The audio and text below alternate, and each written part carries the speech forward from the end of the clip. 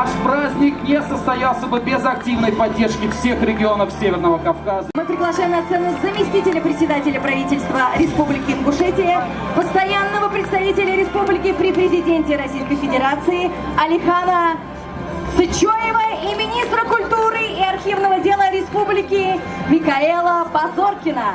Мы субъект Российской Федерации со своей интересной самобытной культурой, которую мы должны всячески пропагандировать, рассказывать о ней. Нам есть чем поделиться, нам есть что показать. У нас много красивых обычаев, которые выражаются в танце, вокальном исполнении и так далее. Много талантливых людей.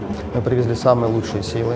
То есть тут Рагда Ханиева, тут ансамбль, тут другие наши девочки, которые поют. Тут наша выставка. Мы сегодня в семье северокавказской, вообще российской семье достойно представлены.